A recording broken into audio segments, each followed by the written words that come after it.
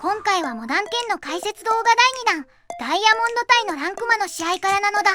概要欄にリンクを貼っておくので、第1弾もよければ見てね。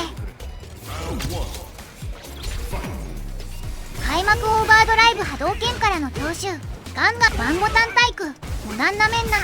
攻めを継続、端が近いのでお願いインパクトも強気に行くのだ。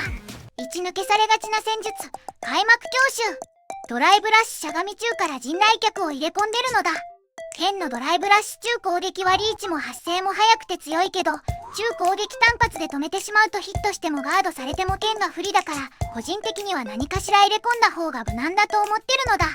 陣内脚下段派生はガードされるとこちらがマイナス5フレーム。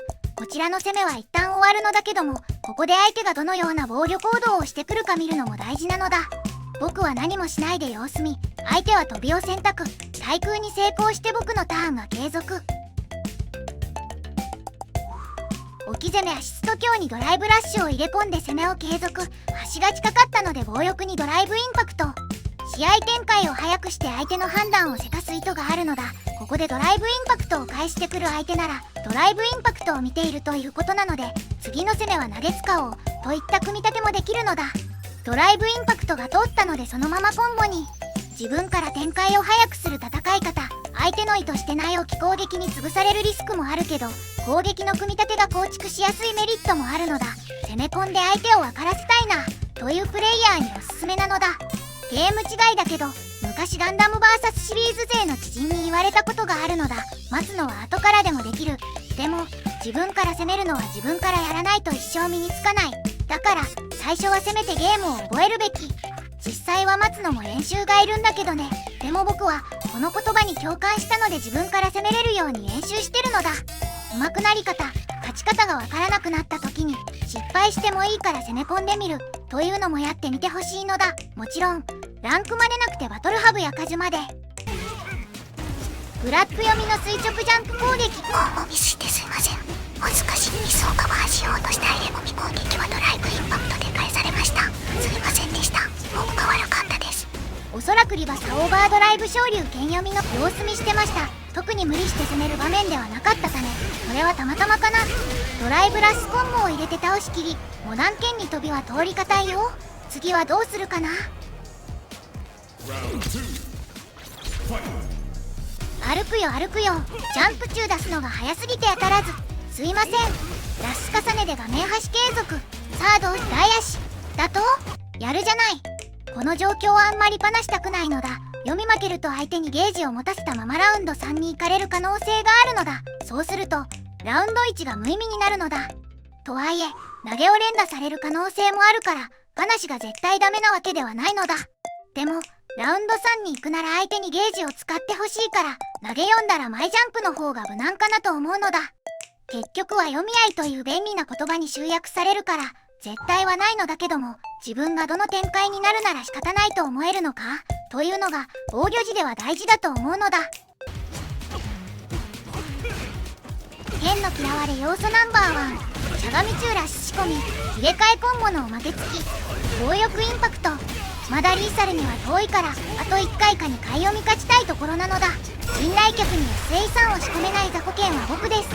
お相手はコンボしっかりしてるのだ。素晴らしい。いや SA3 使った方が良かったと思うよ。使わなかったことを後悔させてやるのだ。剣の生ラッシュの弱いところの一つ、出だしが遅く後から速くなるタイプだから置き攻撃に負けやすいんだよね。結局読み合いにはなるんだけど、この辺りの距離は奇襲をかけるなら劉備脚の方が通りやすいのではないかと思っているのだ。この立ち弱も実はラッシュを意識してたわけではなく、劉備脚が来そうな時に噛み合うと良いなって置いてる子パンなのだ。噛み合っただけごめん。置き攻撃からの投げが通ったのでリーサル範囲になったのだ。波動拳一発でも当たったら対空エースやばい。すいません。安易なオーバードライブ波動拳でした。脊髄 SA さん倒しきれないけど相手バーンアウトだしいけるか。この後倒しきれないとゲージ失ってピンチなのでちょっとやめておいた方が良かった SA さんではあるのだ。正規入力。最後は対空取ってフィニッシュ。相手は飛ぶしかなかった。波動拳ガードして負けるか飛んでワンチャン掴むかだったのだ。お次は JP 戦。 JP 使いの人には怒られそうだけどちょっと剣が不利かなって思ってる組み合わせなのだ。優美脚があるので、開幕は JP 側は動きがたいとは思うのだけど、優美脚は JP のしゃがみコパンで落とされてしまうので、実は対 JP 戦では範囲には使いがたいところがあるのだ。とはいえ JP 側も優美脚には常に意識を割かないといけないはずなので、剣側としては優美脚を匂わせつつドライブラッシュや飛びを通したいところなのだ。勝ちたがり空対空、許しておくげ、優美脚読まれました。すいませんでした。ちゃんとラッシュコンボで吹っ飛ばした。えらい。ごめん、鉄塔にボタンを押しました。ごめん、許して。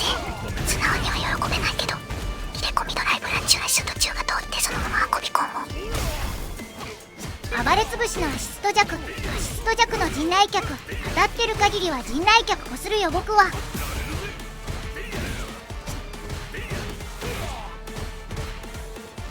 あんまり見返すほどでもないんだけど、一応ここまでの流れを解説するのだ。B ハトの転移に対して立ち弱で反応、相手は投げだったので結果的に読みがちだけど、せっかくモダン使ってるなら対空で反応したかったところなのだ。想定してなかったのでコンボにはいけず、すいませんでした。いろいろごちゃごちゃごまかしながら攻めを継続、ドライブラッシュまで。相手のジャンプ入れ込みをラッシュ中で叩く、ヒットしていたのでアシスト中コンボを入れ込んで粉塵竜巻まで。フラップ読みの垂直ジャンプ攻撃をしてるんだけど、冷静に考えたらこちらの投げ読んだ場合はオーバードライブアムネジアをやってくると思うので、 JP 相手に置き攻めジャンプ攻撃は意味ないかなと最近思ってるのだ。普通にガードされて攻めを継続、前 JP にジャンプ攻撃ってマジかって思われてる可能性が大。立ち弱の後に強欲に前歩き投げ、立ち弱からアシスト弱連携。なんでこれを選択したのか見返すと自分でもわからないのだ。陣内脚がヒットしてたため僕が有利なので中足から陣内脚を入れ込み、この中段を選択したのはノリでもヒットしてくれたので僕のターンは継続。再度中足から陣内脚を入れ込み、ガードされたので僕のターンは終わり。飛ばれてもいいように様子見してたけど相手は飛ばなかったのだ。ならばと再び攻め始める。ドライブラッシュアシスト中で有利を取って、暴れつぶしのアシスト中、中陣内脚、陣内脚をどこで出すかというのも読み合いになるので、いろいろなパーツから陣内脚を出すと読まれがたくなるのだ。今回は派生を出さずに陣内脚初段止め、派生を出さないというのも相手を揺さぶる攻撃になるのだ。陣内脚がヒットしていたので立ち弱で攻めを継続、そして強欲にしゃがみ中、中陣内脚まで入れ込む。陣内脚下段派生がヒットしていたので攻めを継続。直前と同じ連携をしたけどドライブインパクトの開始が怖いのでしゃがみ中で止めて様子見。相手は特に動かず我慢強い。ならばと再び攻撃を仕掛けようとしたらしゃがみ中継で止められたのだ。倒しきれなかったけど陣内脚連携で大きく削ることができたのだ。オーバードライブ昇竜剣でも倒しきれる体力なのでモダンの良さが生きる局面なのだ。しゃがみ中で暴れてオーバードライブ波動拳まで入れ込み強気に行くぞ。バーンアウト、削りでもやっぱオーバードライブ波動拳に B ハト点に合わせられた。相手うますぎない？字が見える。削れ。なんとか対空成功。危なかった。転移からの攻撃で僕が崩れた時に SAH 打たれて吹っ飛ばされてたら多分負けてたのだ。最後まで気が抜けないゲームだな。開幕流美脚、本命の選択肢なのだ。 JP の飛び道具トルバラン、割り位置もリターンも大きいけど攻撃判定が出るまでに時間がかかるという欠点があるのだ。なのでジャンプで避けるだけでなく優美脚による強襲やドライブラッシュの強襲でくぐれるタイミングもあるのだ。まあ毎回狙ってできるものではないけどね。弱竜巻が2ヒットにならずしゃーなし強欲インパクト見せてかないとね。だから置き攻めじゃん。攻撃は微妙だって学ばないすんなもん剣なの。空対空は負け、考えることは一緒。この局面お互いが同ターンを握るかという金、中距離戦がメインになるのだ。画面端が近いため JP 側としては必要以上にラインを下げたくない。僕はあと1回の読み勝ちでリーサルが見えるチャンス。お互いにどうラインを上げるかという探り合いになるけどお互い下がるわけにはいかないからこの距離での攻防がお互いに必要になったのだ。開幕の流美脚があるから向こうは意識してると思うけどしゃがみコパンで落とされる可能性のある流美脚は奥の手。しかし体力ゲージ、ドライブゲージ、SE ゲージ含めて状況的には僕が超有利。無理をしないといけないのは向こうなので、大きなリスクは負わずに相手を追い詰めたいのだ。 JP の斜め下強パンチの足払い、素晴らしい。どうせ逃げるだろうという空中逃げ一点読みの空中投げ、マジで素晴らしい。僕のローリスクで済ませたい心理を追い詰めてる。 JP 解説になっちゃうけど、一連の流れが素晴らしすぎたので解説するのだ。波動拳でお茶を濁す僕を相手に JP 側はハイリスク行動であるサンタス強パンチ、シャーロスチを打ってきたのだ。ガードされると反撃確定だけども、僕は心理的に無理をしたくない状況。無理したくないからどうせ下がるだろうという心理をついた下段攻撃なのだ。何が素晴らしいって、この技は前斜め下足す強パンチ、間違いで出る技ではないし、前入力要素が必要なのだ。つまりこの JP の人は前に出る行動で僕を咎めたのだ。ビビってんならはっ倒してやるからなという熱い意志を感じたのだ。咎めたのは波動拳だけど、そんなことは些細なことなのだ。不利な状況でも諦めずに僕を倒そうと前に来るその姿勢が熱いのだ。僕をダウンさせた後に有利の取れる立ち強 K を重ねてターゲットコンボまでドライブラッシュをかけて攻めを継続。僕は投げを警戒して飛び逃げしようとしたんだけど、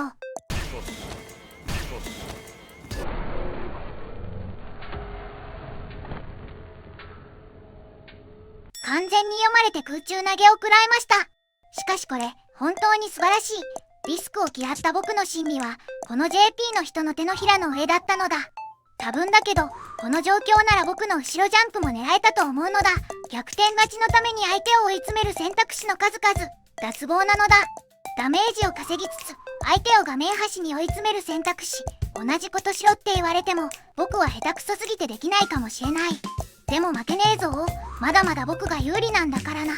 空中投げを食らい、僕は画面端を背負うことに。なんて気分のいいピンチ。 B ハトもしくはトルバラン読みのドライブラッシュ、読みが成功して B ハトに合わせることができたのだ。まだリスクを負う場面でもないんだけど、とても素晴らしい魂をかけた攻めを見せられたとあっては僕も引きこもるわけにはいかないのだ。 B ハトは空中からタケノコニョッキが出るか JP が転移するまでの間に JP が攻撃を受けると消える仕様になっているのだ。しゃがみ中が当たって消せるのが一番良かったけど、 B ハト関連の攻防を展開させないためにも JP の動きを抑制したい意図もあったのでガードでもよしなのだ。 B ハトのタケノコニョッキがあるため初段で止めて様子見。中段単発を食らったけど安いからよし。結果的にラインを上げることに成功。さあ追い詰めるのだ。今度は波動拳と相打ち、重ねミス見逃さずに反撃するのだ。強欲インパクト。すいません、足に届くって思ってませんでした。すいません、僕のミスでごちゃってる。すいません。SE にラブウシカは1段目ガードした後に後ろジャンプで逃げることもできるよ。相手が近かったらダメだけどね。これに秒昇竜で対空してる20、本当にごめん。僕はクソ下手くそな小ずんな文字だったのだ。試合には勝ったけど勝負には負けた気分なのだ。気を取り直して次は DJ 戦。僕の開幕流美脚はラス攻撃に潰されたのだ。 DJ 相手に開幕2ショットをくぐって反撃。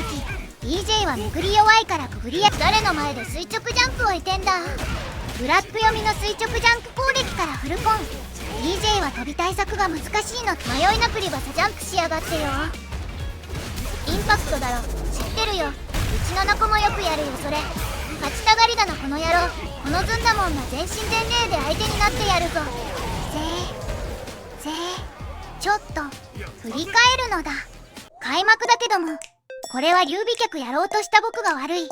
強力な飛び道具であるエアスラッシャーあるし、対空技もため技だからその場で座りながら打てる。開幕に流美脚打ってよい理由があんまりない。まあコンボにはならなかったから安くは済んだのだ。その後スライディングをガードするも反撃にはならず。大事な DJ の対策の一つである2ショット。発生から終わりまでずっと攻撃判定が出続ける優秀な攻撃なんだけども、めくり要素が一切ない上に攻撃判定も見た目ほど大きくないのだ。 DJ のジャンプは間合いが広いから少し遠目からでも結構使われる空中攻撃なのだ。これに対空取れるようになるのがまず大事な攻略なのだ。で、今回のように前に歩いてくぐるのもありなのだ。ドライブラッシュやエアスラッシャーの抑制を兼ねて2ショットを気楽に打たせないように前を詰めよう。で、あとは端の攻防してダメージを奪ったのだ。リバサジャンプ許したけど勝ちたがりドライブインパクトを返してそのまま倒したのだ。投げ暴れつぶしメインの DJ にとってはドライブインパクトは結構押したくなるボタンなのだ。初めのうちの DJ 対策はドライブインパクトを返せるように反撃の練習をするのがおすすめなのだ。さあ、勝ちたがり同士対決のラウンド2なのだ。こいつ、いや、ありか？優美脚の出し始め潰せるか？剣はボタン押し対決強えぞ。こいつ、無敵技も見せてねえのにやるじゃねえか。そのボタンの速さ、絶対に上を見てないだろ。対空ないなら僕は飛ぶぞ。もなんなめんな。振り向き昇竜追手のもんじゃい。畜生、飛ばれた。迷いねえこいつ。やられた。しゃあない。ラウンド3で挽回しよう。SA ゲージを使わなかった。だと？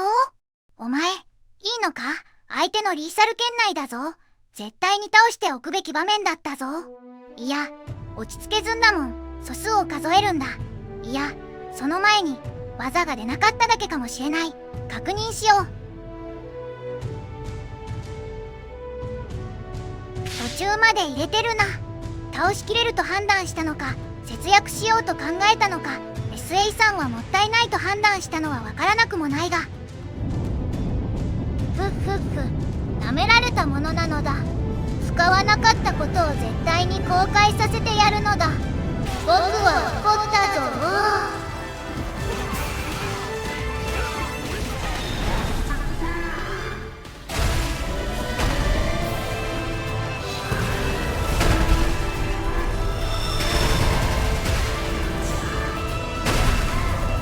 おめえの敗因はたった一つだぜ。たった一つ、シンプルな答えだ。おめえは僕を怒らせ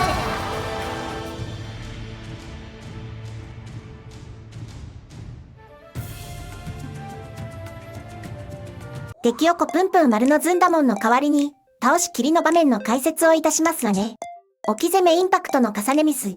これは重ねをミスした方が悪いですわね。垂直飛びからフルコンをもらったわけですが、このコンボは相手のミス。剣の HP 的には、SA3 でなくて SA2 で倒したい状況ですが、空中ヒットのオーバードライブマシンガンアッパーから SA には安定しないことが多いですの。オーバードライブジョスクールでなくラッシュコンボをやるか、オーバードライブジョスクール、ディレイオーバードライブダブルローリングソバットを選ぶべきでしたわね。結果的に SA さんはもったいないという迷いが生まれてしまいましたわ。剣の SA さんが CA に変化しているのと、ドライブラッシュが潤沢なこの状況、DJ 的には非常に危ない状況であり、剣的にはラウンド3の前に決着がつけられるチャンスになっています。その状況にもかかわらず、垂直ジャンプで様子を見るという消極的な行動が、剣の逆転の道筋を作ることになってしまっています。剣はラインを上げ、しゃがみ中で攻撃、DJ はしゃがみ中に当たってしまい、ドライブラッシュを入れ込まれて、そのまま CA を食らうことになってしまいます。もう一回ドライブラッシュを入れればそのまま勝ってたんですけどね。何をやってるんでしょうね、この剣は。まあ、剣のミスはさておき、本来なら剣はやられていたという認識なのに、生き残ってしまったわけですから、大胆な行動に出て逆転を狙うという心理も働きます。剣側の視点を見れば相手の油断で得たチャンスを生かした。DJ 側の視点で見ればゲージ節約の判断が勝ちへの道を狭めてしまった結果です。ゲージの節約をしないと勝ちが見えない状況があるのは確かですが、その前に倒せるときは倒す、という認識を持つのも大事なやり込みです。そのためにも、コンボのパターンは増やしておきましょう。焦る必要はないですが、確実なコンボ選択を覚えていくのも大事なことです。では、私はずんだ餅を眺めてきます。最後までご視聴いただき、本当にありがとうございました。